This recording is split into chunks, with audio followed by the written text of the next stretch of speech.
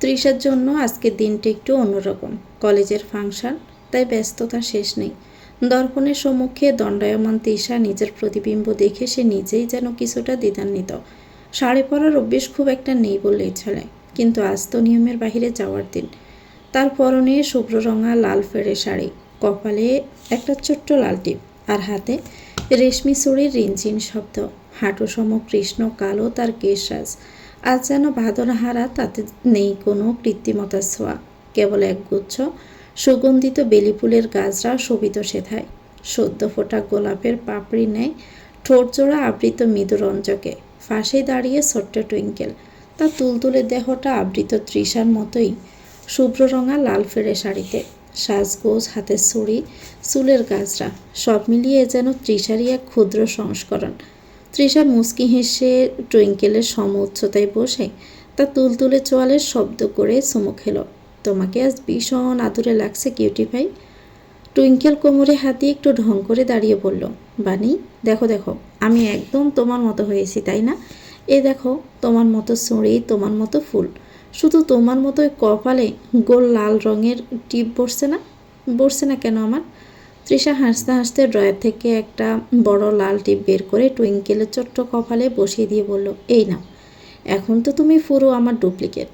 খিলখিলিয়ে হেসে উঠল টুইঙ্কেল। মিষ্টি স্নিগ্ধ সে হাসির লহরী প্রতিধ্বনিত হলো কক্ষ জোড়ে। তার হাসিতে মৃদু হাসল তৃষাও। কিছুক্ষণের মাঝেই তৃষার টুইঙ্কেল একে অন্যের হাত ধরে দ্রুত সিঁড়ি দিয়ে নামছিল, উদ্দেশ্য ড্রয়িং রুম। সিঁড়ির ধাপগুলোতে ওদের নূপুরের নিক্কণ আর চড়ির রিনঝিন শব্দ মিলেমিশে এক অদ্ভুত সুরের সৃষ্টি করছিল। আর্য নিচে দাঁড়িয়ে গড়ির দিকে তাকাচ্ছিল। তৃষার কলেজে বর্ষবরণ অনুষ্ঠান হওয়ায় তৃষার টুইঙ্কেলকে নিয়ে যাবে সে নিজেই। পরনে তার নেভি ব্লু রঙের পাঞ্জাবি, হাতে দুটো ফোল্ড করা। সে বরাবরের মতোই সময় নিয়ে বেশ সচেতন, কিন্তু সিঁড়িতে পায়ের শব্দ পেতে সে যখন ঘাড় ফেরালো, মুহূর্তে তার চোখের মনি স্থির হয়ে গেল। তৃষা সেই শুভ্র বসন আর লোহিত পার্স যেন শরতের মেঘে গোদলের রাঙা আলোর প্রতিচ্ছবি। তার উন্মুক্ত কেশদামের মেঘবরণ আধারে বেলি ফুলের শুভ্রতা এক মায়াবী বৈপরীত্য তৈরি করেছে। আর্য তীক্ষ্ণ দৃষ্টি আজ যেন পথ হারালো। সে এতদিন তৃষাকে কেবল এক চঞ্চল ক্লেমজি মেয়ে হিসাবেই দেখে এসেছে, কিন্তু আজকের এই দ্বিপদী সাজে তৃষাকে দেখে তার দৃষ্টি থমকে গেল মুহূর্তেই। ললাটে সেই সিন্ধুবরণ টিপ আর আখি পল্লবে মাখা কাজলের স্নিগ্ধতা আর্য হৃদস্পন্দনে এক পশলা অচেনা শিহরণ জাগিয়ে দিয়ে গেল। আর্যকে এভাবে স্তব্ধ হয়ে দাঁড়িয়ে থাকতে দেখে তৃষা কিছুটা কুঁচকে গেল।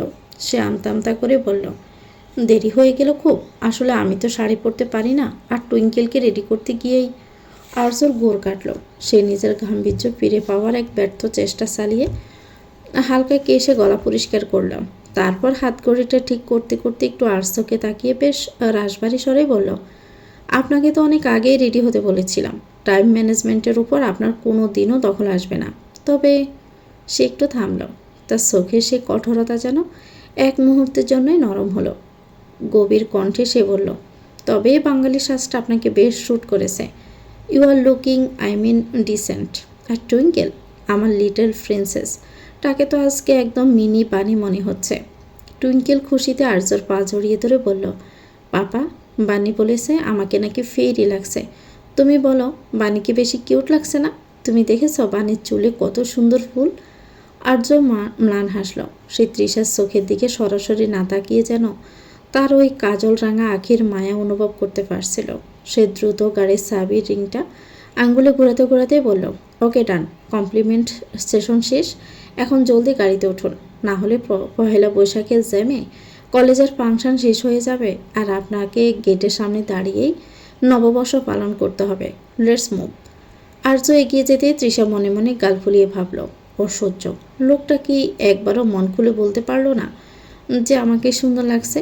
শুধু ডিসেন্ট বলেই দায়িত্ব শেষ। আজ তো একটা আনরোমান্টিক রোবট। তৃষা পরক্ষণেই নিজের ভাবনায় নিজেই জিভ কাটল। মনের গহীনে একরাশ অস্বস্তি দানা বাঁধল। সে দ্রুত টুইঙ্কেলের হাত ধরে আর্যর পিছু পিছু হাঁটতে শুরু করল। মনে মনে নিজেকে শাসন করল সে। তৃষা, তুই এসব কী ভাবছিস? উনি রোমান্টিক হোক কিংবা আনরোমান্টিক, তাতে তোর কি? উনি তো স্রেফ টুইঙ্কেলের পাপা। তার কাছ থেকে রোমান্টিক কমপ্লিমেন্ট আশা করাটা তো আকাশ কুসুম কল্পনা। আজ তো একটা খাম্বা টাইপের রোবটের সাথে ডিসেন্ট শব্দটা শুনতে পাওয়াও তো বড়সড় মিরাকেল। গাড়ির কাছে আসতে আর্য ড্রাইভিং সিটে বসে দরজা খুলে দিল। তৃষা টুইঙ্কেল পেছনের সিটে গিয়ে বসল। আর্য রিয়ার ভিউ মিররে একবার তৃষার প্রতিবিম্বের দিকে তাকালো। কাজল কালো চোখে তৃষার সে বিভ্রান্ত শ্রাহনী আর উষ্ঠদরের মৃদু কাঁপুনি আর্যর নজর এড়াল না। সে নিজে গাড়ি স্টার্ট দিয়ে শান্তস্বরে বলল, বেলটা ঠিকমতো লাগিয়েছেন তো? জ্যামের কথা মাথায় রেখে বলছি, রাস্তায় কিন্তু বেশ কয়েকবার ব্রেক কষতে হতে পারে। আপনি যে পরিমাণে আনমাইন্ডফুল, তাতে কপালটা উইন্ড স্ক্রিনে ঢুকে না গেলেই হলো। তৃষা বিরক্তিতে চোখ উল্টালো, বেড়বিড় করে বলল, সারাক্ষণ শুধু ইনস্ট্রাকশন আর ভয় দেখানো, একটা দিনও কি শান্তি নেই? টুইঙ্কেল মাঝখানে বসে দুই হাততালি দিয়ে উঠল। সে জানালার কাছের বাহিরে উৎসুক চোখে তাকিয়ে আছে। রাস্তায় লাল সাদা পাঞ্জাবি আর শাড়ি পরা মানুষের ভিড় দেখে সে দারুণ উচ্ছ্বাসিত।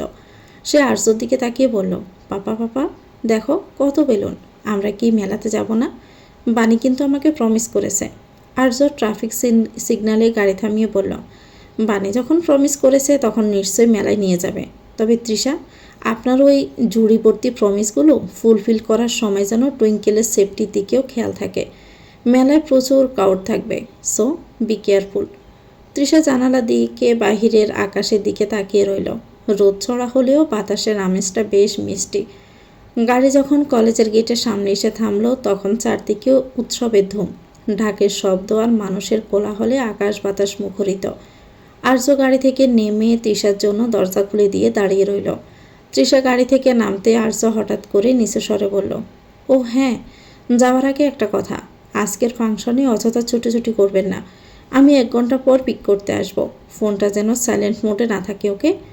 তৃষা মাথা নাড়িয়ে সম্মতি জানালো। সে টুইঙ্কেলকে নিয়ে এগিয়ে গেল ভিতরে। ঢাকা সিটি কলেজের সুবিস্তীর্ণ প্রাঙ্গণ আজ যেন এক টুকরো লাল সবুজের বাংলা। চারদিকে আলপনার আলতো ছোঁয়া, বাঁশের বাখারিতে রঙিন কাগজের ঝালর আর মাটির সরা চিত্রের সমারোহ এক লৌকিক আভিজাত্য ফুটে উঠেছে। বৈশাখের তপ্ত দুপুরেও শান বাঁধানো চত্বরে শিরীষ গাছের ছায়া যেন এক স্নিগ্ধ চাদর বিছিয়ে রেখেছে।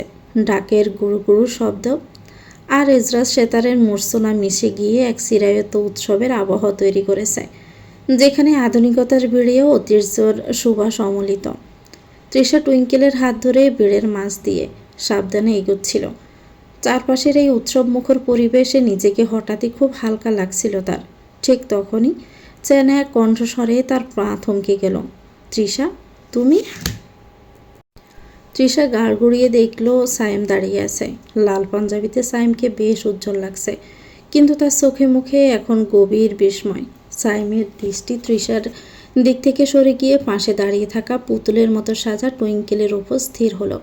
সে খানিকটা থতমত খেয়ে জিজ্ঞেস করলো, এ বাচ্চাটা কে তৃষা? তোমার সাথে মানে ঠিক বুঝলাম না।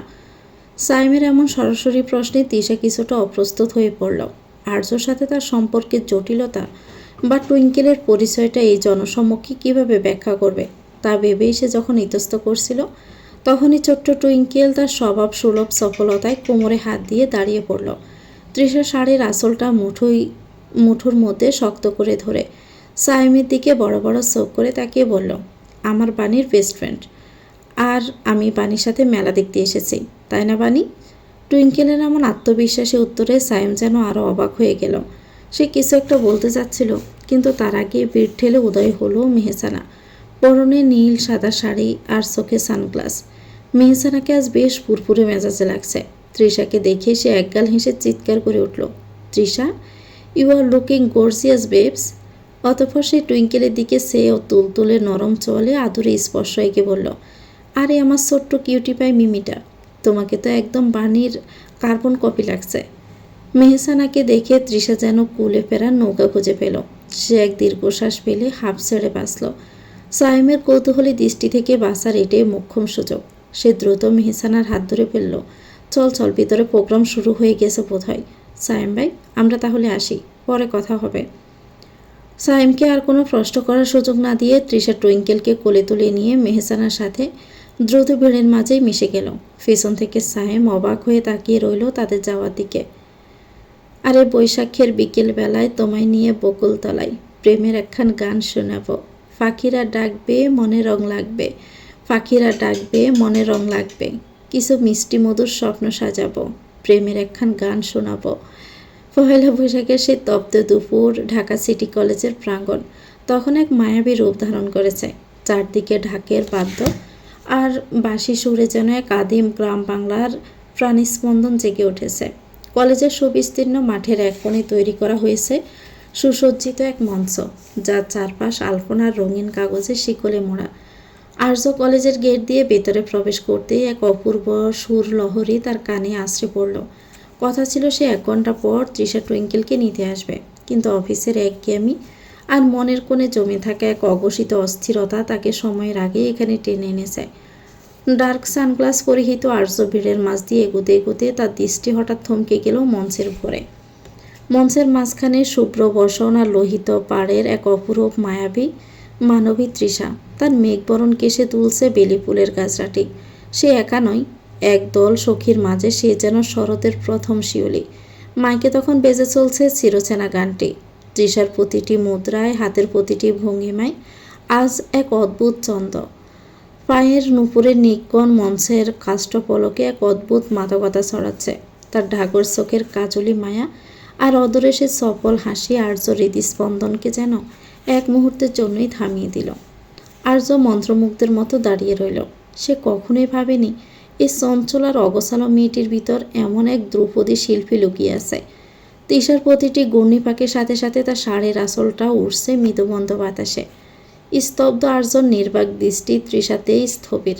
পেছন থেকে হঠাৎ একটা ছোট শরীর তার পা জড়িয়ে ধরল।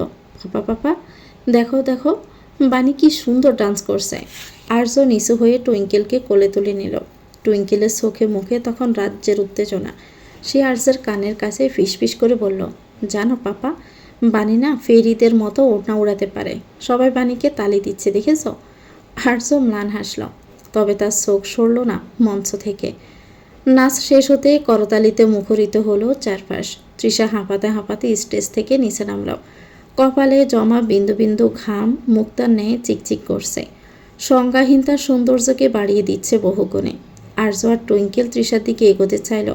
ঠিক তখনই কোথা থেকে যেন উদয় হলো সায়েম।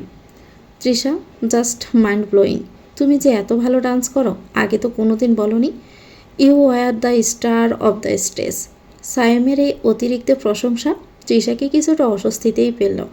সে ইতস্ত করে বলল, থ্যাংক ইউ। অ্যাকচুয়ালি অনেকদিন পর তো, তাই একটু নার্ভাস। সায়েম যেন আরও এক ধাপ এগিয়ে গেল। আরে নার্ভাসনেস কিসের? আমি তো ভাবছি তোমাকে আমাদের ক্লাবের প্রোগ্রামগুলোতেও। সায়েমের কথা শেষ হওয়ার আগেই পিছন থেকে এক রাশবাড়িয়া শীতল কণ্ঠস্বর ভেসে এলো, Trisha, I think you are done for the day. Trisha Sayem দুজনেই চমকে পেছনে ফিরল। আর্য দাঁড়িয়ে আছে, এক হাতে টুইঙ্কেল, অন্য হাতে পকেটে। তার চেহারায় এক অদ্ভুত কাঠিন্য, যা দেখে সায়েমের হাসি মুখটা মুহূর্তেই ম্লান হয়ে গেল। আর্য সায়েমের দিকে সরাসরি না তাকিয়ে তৃষার দিকে স্থির দৃষ্টিতে চাইল। তৃষা কিছুটা ঘাবড়ে গিয়ে বলল, আপনি আপনি তো 1 ঘন্টা পর আসার কথা ছিল। আর্য চোয়াল শক্ত হয়ে এলো। সে শীতল কণ্ঠে বলল, টুইঙ্কেল হাংরি, আর মেবি আপনিই ওকে প্রমিস করেছিলেন মেলা দেখাবেন প্লাস ফুচকা খাওয়াবেন।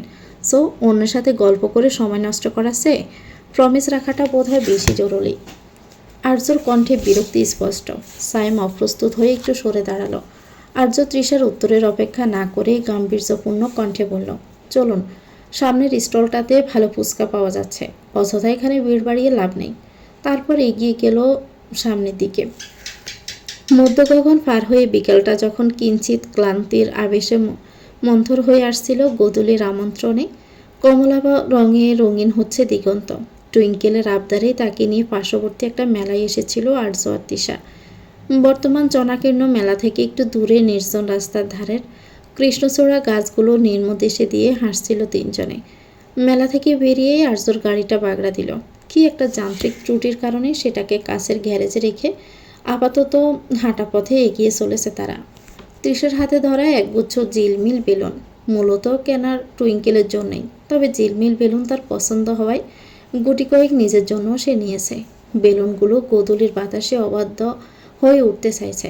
তার পাশে ছোট ছোট পায়ে লাফিয়ে হাসছে টুইঙ্কেল। তার এক হাতে একটা কাঠি লজেন্স আর অন্য হাতে শক্ত করে ধরে আছে আর্যর আঙ্গুল। টুইঙ্কেল হঠাৎই আকাশের দিকে তাকিয়ে বলল, বাবা দেখো আকাশটা কেমন রেড, ঠিক বানির ওই টিপটার মতো, তাই না? আজও সম্মুখে তাকিয়ে রিক্সা খোঁজার প্রচেষ্টায় দৃষ্টি ঘোরাতে ঘোরাতে বলল, সামহাও লাইক দিস মামাম। দূর হতে ভেসে আসলো রিক্সার টুংটাং শব্দ। আর্যর রিক্সাটাকে থামবার সংকেত দিতেই কিছুটা এগিয়ে গিয়ে সেটি থামল।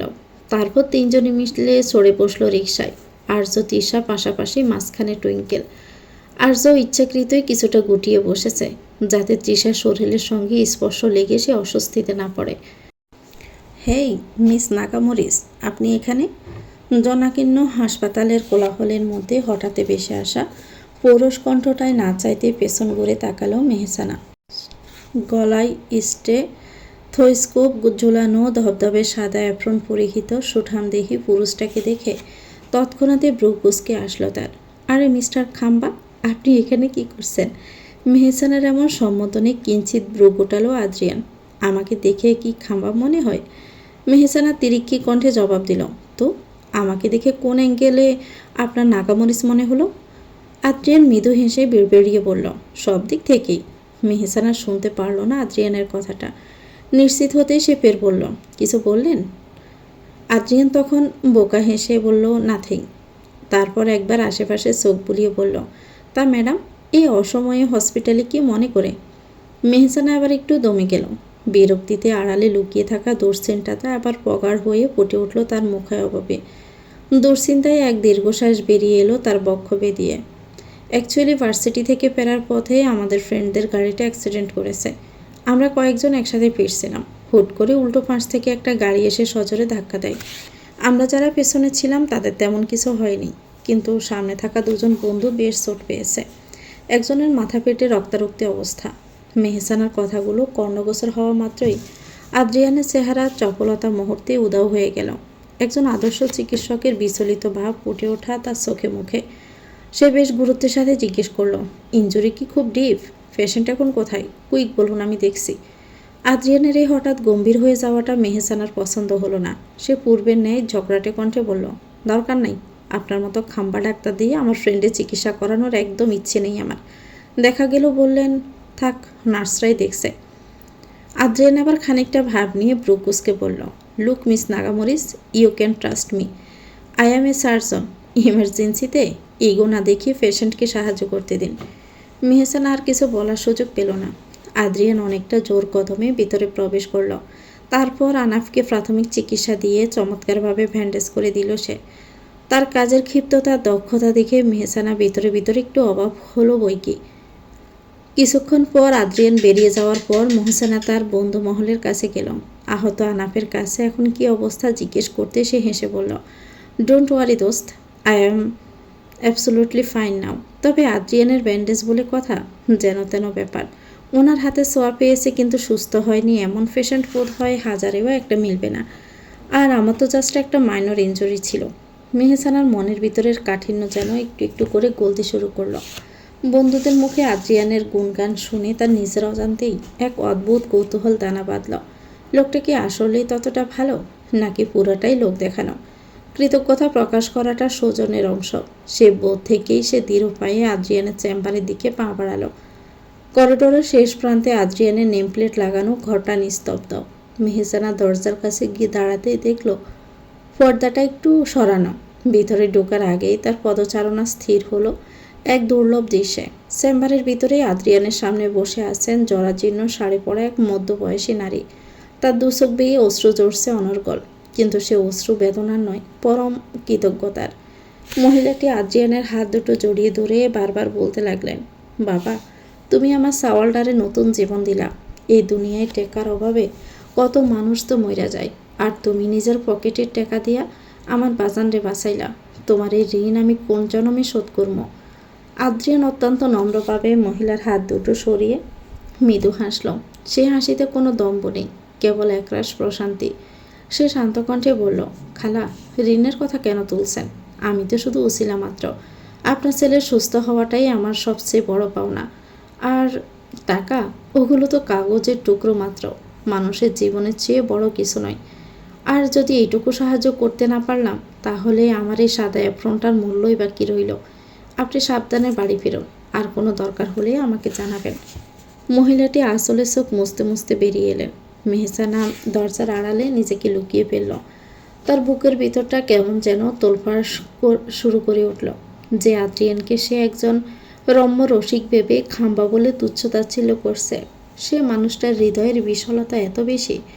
নিজের উপার্জিত অর্থ দিয়ে একজন অপরিচিত দরিদ্র মায়ের সন্তানের চিকিৎসার দায়িত্ব নেওয়া, এ যেন এই স্বার্থপর যুগে এক রূপকথার গল্প। মেহসানা কিছুক্ষণ ওভাবেই দাঁড়িয়ে রইল।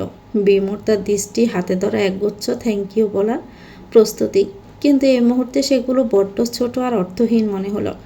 আদ্রিয়ানের মহানুভবতার সামনে তার সাধারণ ধন্যবাদটা বড্ড নস্যি। সে ভেতরে ঢোকার আর সাহস পেল না। আদ্রিয়ানের সে শান্ত ও গভীর অবয়বটার প্রতি এক অদ্ভুত শ্রদ্ধার ভালো লাগা তার মনের গহীনে মাথা ছাড়া দিয়ে উঠল। মেহসানা কোনো কথা না বলে আদ্রিয়ানের সাথে দেখা না করেই দৃঢ় পায়ে উল্টো পথে হাঁটা শুরু করলাম।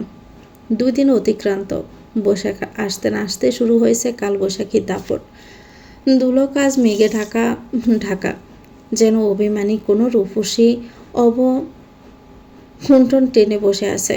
চন্দ্রের দেখা মিলছে কিঞ্চিত কদাচিৎ, তার ক্ষণস্থায়ী আবার মেঘের আড়াল থেকে উকি দিয়েই আবার মিলিয়ে যাচ্ছে।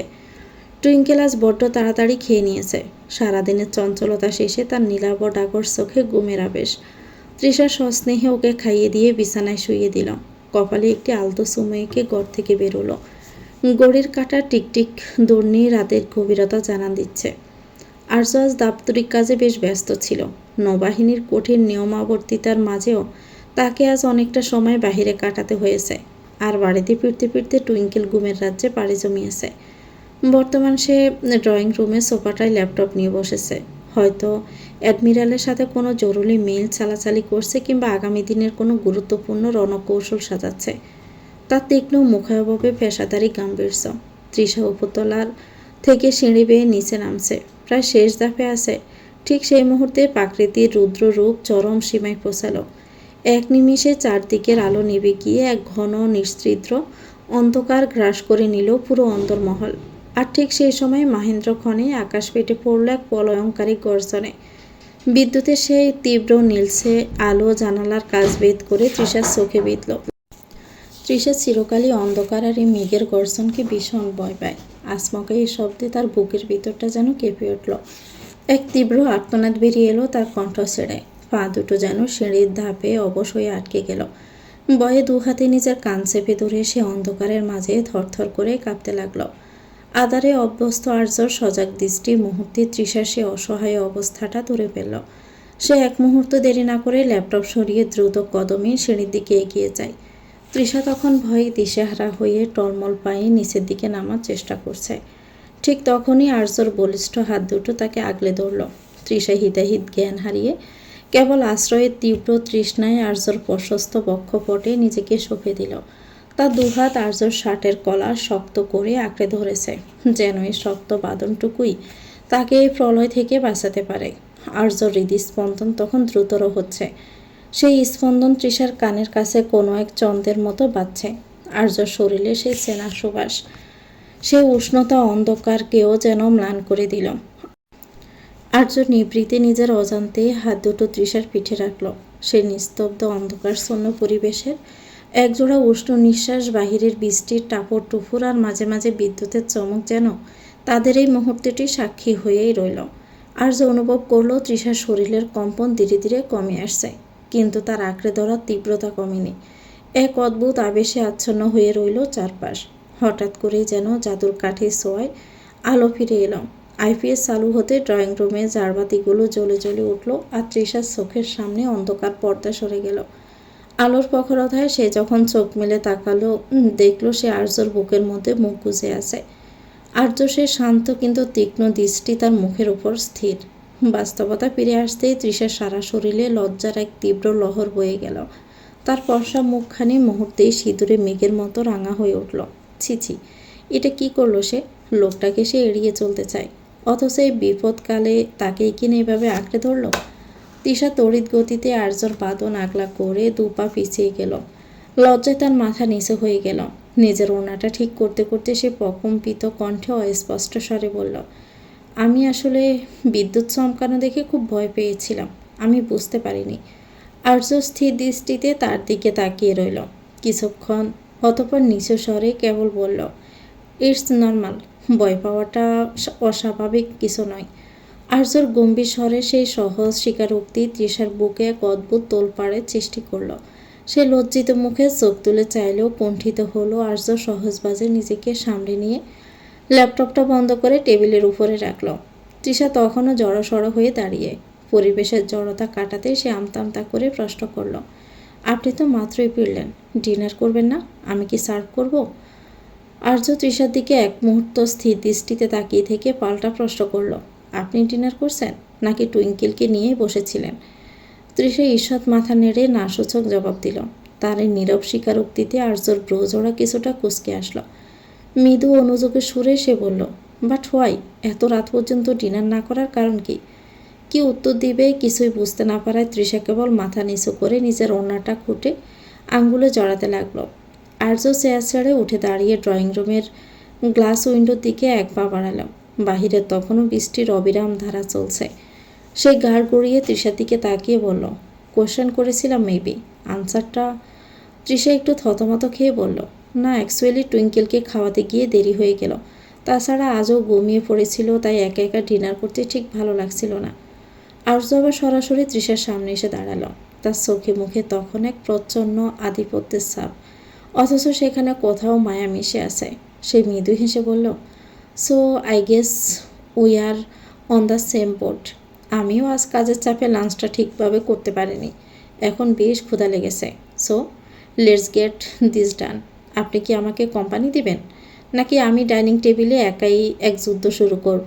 তৃষা হেসে ফেলল আর্যর বলার ভঙ্গিতে। সে দ্রুত পায়ে রান্নাঘরের দিকে যেতে যেতে বলল, ঠিক আছে, আপনি ফ্রেশ হয়ে আসুন, আমি খাবারগুলো গরম করে সার্ভ করছি। আর্যর ওয়াশরুমে যেতেই তৃষা ডাইনিং টেবিলে খাবার সাজাচ্ছিল। বিদ্যুৎ ফেরেনি এখনও। সেই সঙ্গে হঠাৎ আইপিএসটাও বন্ধ হয়েছে। কারণটা অজানা। স্বাভাবিক কারণে কখনোই এমনটা হওয়ার কথা নয়। আর্য ভাবলে একটু খুঁটিয়ে দেখবে। পরক্ষণে কি জানি ভেবে আর গেল না। দিক বদলে স্টোর রুম থেকে বের করে আনলো 3টি লম্বাটে সাদা মোমবাতি। পুরো বাড়ি তখন নিস্তব্ধ। জড়ো হাওয়ার শব্দে জানালার পাল্লাগুলো মাঝে মাঝে কেঁপে উঠছে। আর্য ডাইনিং টেবিলের কাছে পৌঁছালো।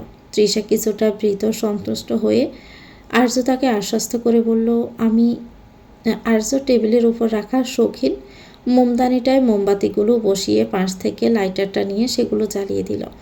নিমেষে চারদিকের ঘন অন্ধকার ছেড়ে মোমবাতি সে মায়াবী নিয়ন আলো ছড়িয়ে পড়ল। মোমবাতির শিখাগুলো বায়ু ঝাপটায় কম্পিত হচ্ছে ক্ষণে ক্ষণে। আর সেই কম্পমান আলো তৃষার লজ্জিত মুখে এক অদ্ভুত লাবণ্য ছড়িয়ে দিচ্ছে। আর্য চোখের মনি সেই আলোয় অত্যাধিক তীক্ষ্ণ আরও উজ্জ্বল দেখাচ্ছে। টেবিলের কাছের উপর মোমবাতির প্রতিবিম্বটা যেন এক শান্ত জলাশয়ের মতো স্থির হয়ে আছে। বাহিরে তখন প্রাকৃতিক রুদ্ররোষ স্নিমিত হওয়ার বদলে আরও ঘনীভূত হচ্ছে। বর্ষণেসে উন্মাদনা জানালার শাসিতে আশ্রে পড়ছে সজরে। বৃষ্টির প্রতিটি ফোঁটা যেন এক একটি তীরের মতো কাছের গায়ে বিচ্ছে। আর সে অবিরাম ঝমঝম শব্দে এক অদ্ভুত ছন্দময় নিস্তব্ধতা তৈরি হয়েছে। বিদ্যুতের ক্ষণস্থায়ী চমকে মাঝে মাঝে বাহিরের গাছপালার কালচে অবয়বগুলো অশরীরী ছায়ার মতো জানালার কাজ বেশি উঠেছে। কিন্তু অন্দরমহলে ক্ষুদ্র আলোর বৃত্তে বসে থাকা দুটি হৃদয়ের মাঝে তখন এক অপার্থিব প্রশান্তি বিরাজ করছে। জড়ো হাওয়ায় শব্দ ছাপিয়ে কেবল শোনা যাচ্ছে তাদের মৃদু শ্বাস প্রশ্বাস আর বৃষ্টির সেই চিরন্তন গীতকাব্য, যা এই রাতের নির্জনতাকে এক গভীর সার্থকতা দান করেছে। আলোক উজ্জ্বল প্রভাত, দিলোকে বিদ্যমান সূর্যমণির উদয়মান রোশনি বৃষ্টিস্নাত বেজাব দরিদ্রীকে উত্তপ্ত করার প্রচেষ্টায় মগ্ন। প্রভাতের সূচনা হয়েছে এক মিষ্টি খুনসুটি দিয়ে। তৃষা ডাইনিং টেবিলে টুইঙ্কেলকে খাওয়াতে ব্যস্ত। এক প্রকার তৈরি হয়ে বসে আছে সে। টুইঙ্কেলকে খাওয়ানো সম্পন্ন হলে রওনা দিবে কলেজের উদ্দেশ্যে। প্রতি লোকমা মুখে দিতে টুইঙ্কেল জুড়ে দিচ্ছে গল্পের পসরা। কখনো বলছে, বানি আমাকে এখানে নিয়ে যাবে তো? কখনো বলছে, বানি আমাকে এটা কিনে দিবে তো? টুইঙ্কেলের আবদারের ঝুলি যেন শেষ হওয়ার কোনো নামই নিচ্ছে না। শেষ চামচটা তার মুখে পোড়া দিতেই তৃষা স্নিগ্ধ হেসে টুইঙ্কেলের তুলতুলে চোয়ালে হাত বুলিয়ে চুমু দিয়ে বলল, ওকে সুইটহার্ট, সব হবে। আগে বানি কলেজ থেকে আসি তারপর। টুইঙ্কেল একগাল হেসে বলল, আচ্ছা বানি। তৃষা আবার পাশ থেকে নিজের নোট খাতাটা হাতে তুলে বেরোবার প্রস্তুতি নিতেই করিডোর থেকে ভেসে আসলো আর্যর গম্ভীর কণ্ঠস্বর। আজ কলেজে যাওয়া দরকার নাই। টুইঙ্কেল আর আপনি দুজনেই তৈরি হয়ে নিন, আমরা একটু পর বেরোচ্ছি। তৃষা অবাক হয়ে তাকালো, কৌতূহল দমাতে না পেরে প্রশ্ন করেই বসলো, বেরোচ্ছি মানে কোথায় যাচ্ছি? আর্য পূর্বের ন্যায় পকেটে হাত গুজে গম্ভীর পদচারণায় এসে দাঁড়ালো তৃষার সামনে। কাল রাতে হামিদা বেগমের কাছে এক জুড়ি বকা শুনেছে সে। কারণ ছিল একটাই, তৃষাকে নিয়ে ঘুরতে যাওয়া তো দূর, তৃষাকে এখনও একটা জামা কাপড়ও কিনে দেয়নি সে। তবে ছোট চাষির বকা নয়, বরং এক অজানা অনুশোচনা থেকেই আজকে কেনাকাটা করতে যাওয়ার সিদ্ধান্ত নিয়েছে আর্য। তবে আর্য জবাব দেওয়ার আগে পাশে থাকা টুইঙ্কেল সোফায় এক ঝাঁপ দিয়ে চিৎকার করে উঠল। খুশিতে ডগমগ হয়ে সে তৃষার হাত জড়িয়ে ধরে বলল, বানি বানি, আমরা আবার ঘুরতে যাব? তুমি, আমি আর পাপা, আমরা তিনজন মিলে অনেক মজা করব। তুমি যাবে না আমাদের সাথে? টুইঙ্কেলের ওই উজ্জ্বল চোখের দিকে তাকিয়ে তৃষার মনের সব দ্বিধা যেন কর্পূরের মতোই উবে গেল। সে একবার আর্যর দিকে তাকালো, যেন যে এখনও পকেটে হাত দিয়ে পাথরের মূর্তির মতো দাঁড়িয়ে আছে।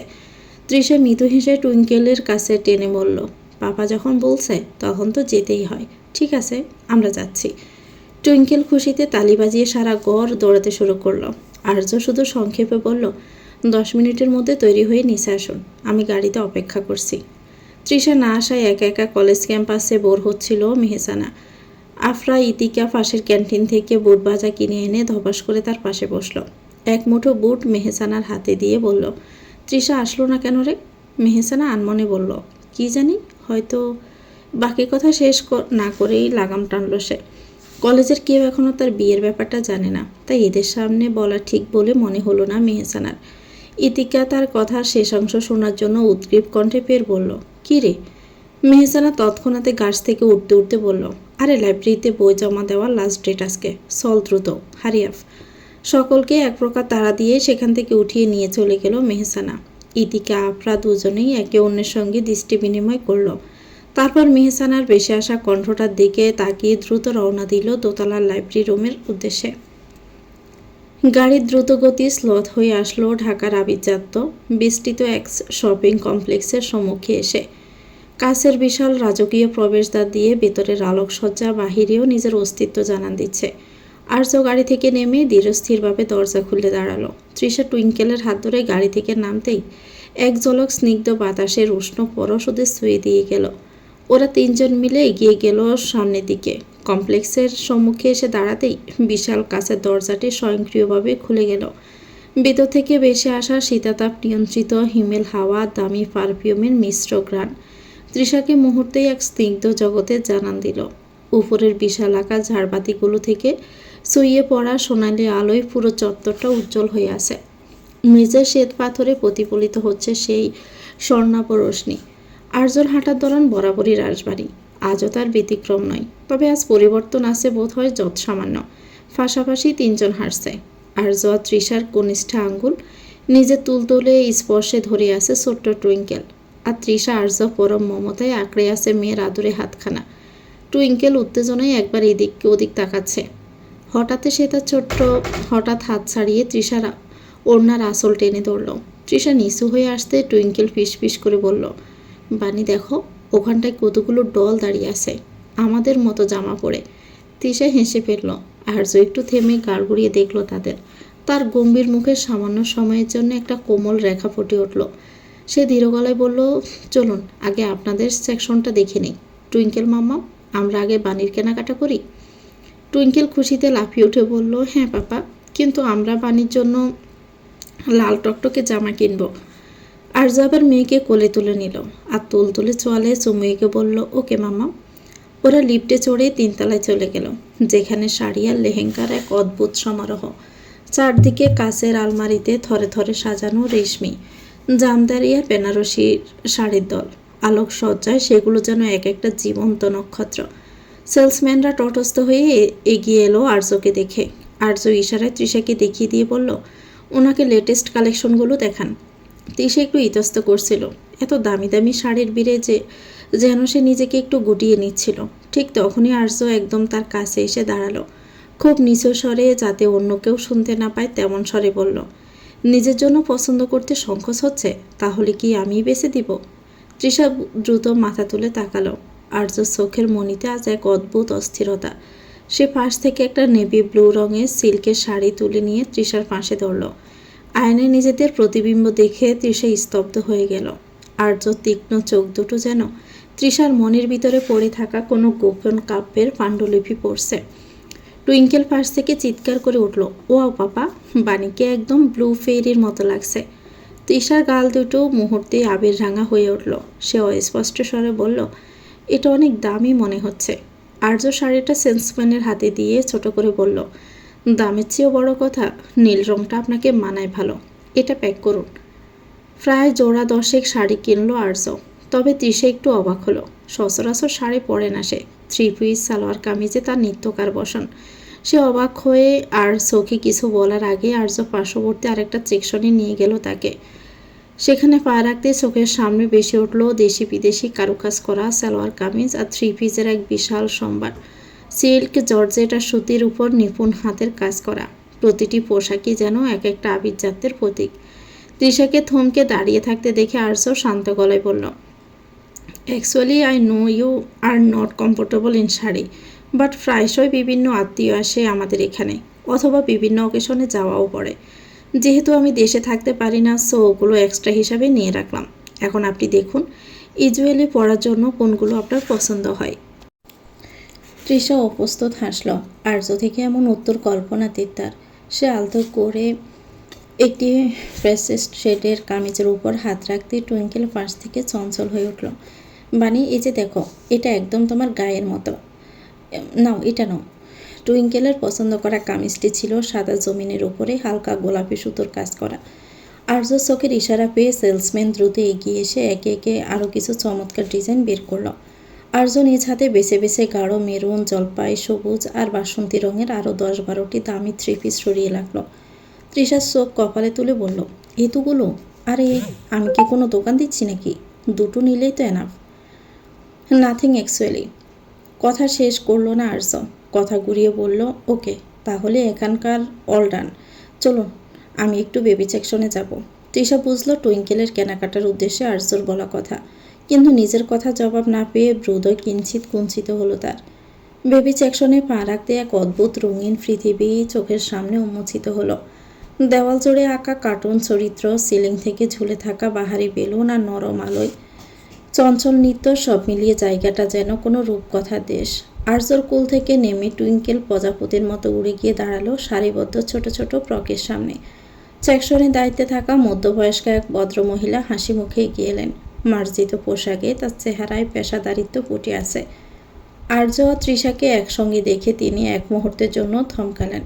তারপর প্রসন্ন হাসিতে আপ্যায়ন করে বললেন, ওয়েলকাম ওয়েলকাম স্যার, আপনাদের লিটল প্রিন্সেসের জন্য বোধহয় কিছু খুঁজছেন।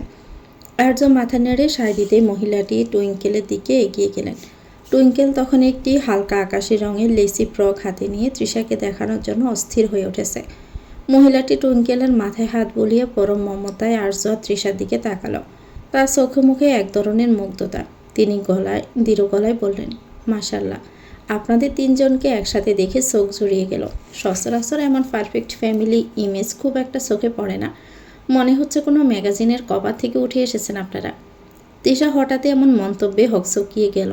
গাল দুটো নিজের অজান্তে রক্তিম হয়ে উঠল তার। সে কিছু একটা বলতে চাইলেও কিন্তু মহিলাটি তার আগেই হাসতে হাসতে যোগ করলেন, দেখুন না, বাচ্চাটার চোখ দুটো ঠিক তার বাবার মতো তীক্ষ্ণ, আর হাসলে ওর চিবুকটা একদম তার মায়ের মতো মিষ্টি দেখাচ্ছে। আপনাদের কম্বিনেশনটা সত্যি খুব ব্লেন্ডেড। তৃষা অপ্রস্তুত হয়ে দৃষ্টি ঘোরাচ্ছে এদিক সেদিক। আর্য বরাবরের মতোই নির্বিকার। তার গম্ভীর মুখে কোনো ভাবান্তর নেই, শুধু চোয়ালটা সামান্য শক্ত হলো। টুইঙ্কেল তখন তৃষার হাত ধরে টানছে, বানি দেখো না, আন্টি ঠিক বলছে না, আমাকে তোমার মতোই কিউট লাগবে এই ড্রেসটাতে। তৃষা বিব্রত হয়ে টুইঙ্কেলের চুলে হাত বুলিয়ে দিতে দিতে বলল, হ্যাঁ সুইটহার্ট, খুব ভালো লাগছে, তুমি যা পছন্দ করবে তাই নেওয়া হবে। ভদ্রমহিলা আবার আর্যর দিকে তাকিয়ে বললেন, স্যার, আপনার ওয়াইফের টেস্ট খুব চমৎকার। উনি যেটা পছন্দ করছেন সেটা আমাদের শোরুমের সব থেকে এলিগেন্ট পিস। আর্য তীক্ষ্ণ দৃষ্টি তৃষার উপরে পড়েছে কিনা বলা দেয়। সে বিল পে করে টুইঙ্কেলকে সঙ্গে নিয়ে এগিয়ে চলল সামনের দিকে, আর তার পিছে পা মেলালো অপ্রস্তুত তৃষা। শপিং কমপ্লেক্সের দোতলায় কাছের দেওয়াল ঘেরা এক অভিজাত ক্যাফে। ভেতরটা শান্ত, মৃদু জাজ মিউজিকের সুর বাসছে বাতাসে। বাহিরে তখন দুপুরের রোদে শহরটা তপ্ত হলেও এই ক্যাফেতে বসন্তের এক স্নিগ্ধতা বিরাজ করছে। আর্য নিঃশব্দে পা ফেলে জানালার ধারের একটি টেবিল বেছে নিল। সেখান থেকে বাহিরের ব্যস্ত রাজপথটা বড্ড চমৎকার দেখাচ্ছে। তৃষার টুইঙ্কেল মুখোমুখি বসল। টেবিলে রাখা কাচের ফুলদানিতে সতেজ রজনীগন্ধার গুচ্ছ থেকে এক মদির ঘ্রাণ আসছে। আর্য ওয়েটারকে ইশারা করে মেনু কার্ডটা তৃষার দিকে এগিয়ে দিতে বলল। অর্ডার দিন। তৃষা অপ্রস্তুত ভঙ্গিমায় বলল, আমি কেন? ফর ফার্স্ট টাইম আপনি এসেছেন, সো অর্ডার আপনি কনফার্ম করবেন। ফার্স্ট থেকে টুইঙ্কেল মিষ্টি স্বরে বলল, ইয়েস বানি, তুমি অর্ডার করো। তৃষা মৃদু হেসে মেনু কার্ডে চোখ বুলাতে বুলাতে অপ্রস্তুত বোধ করছিল। সব কিছু নামই কেমন অচেনা। টুইঙ্কেল সোফায় পা দুলিয়ে হাসি মুখে বলল, পাপা আমি কিন্তু স্ট্রবেরি শেক খাবো, আর সাথে চিজ পিৎজা। আর্য হাসল। তারপর সে তৃষার দিকে তাকিয়ে শান্ত গলায় বলল, অপরিচিত খাবারের নাম দেখে ঘাবড়ে যাওয়ার কিছু নেই। আমি বরং সাজেস্ট করি, এখানকার স্পেশাল গ্রিলড চিকেন স্যান্ডউইচ আর কোল্ড কফি আপনার ভালো লাগবে। তৃষা শুধু মাথা নাড়ল। কিছুক্ষণের মধ্যেই টেবিলে খাবার সাজিয়ে দেওয়া হলো। কফির কাপ থেকে ধোয়া উঠছে, আর তার সাথে মিশেছে পিৎজার সুবাস। টুইঙ্কেল নিজের খাবার নিয়ে ব্যস্ত হয়ে পড়ল। তৃষা কফির কাপে চুমুক দিতেই দেখল আর্যর স্থির দৃষ্টি জানালার ওপাশে নিবদ্ধ। তৃষা এক ঝলক সেদিকে তাকিয়ে পরবর্তী মনোনিবেশ করল খাবারে। তো ভিউয়ার্স, গল্পটির নাম হচ্ছে ফিরে এসো অনুরাগে, লিখেছেন নওরিন কবি তৃষা। এটা গল্পের তৃতীয় অংশ। পরবর্তী অংশ পেতে চ্যানেলটিকে সাবস্ক্রাইব করে আমাদের সাথে থাকবেন। ভিডিও ভালো লাগলে একটি লাইক দিয়ে দিবেন, কমেন্ট করে জানাবেন কেমন লেগেছে। আল্লাহ হাফেজ, আসসালামু আলাইকুম।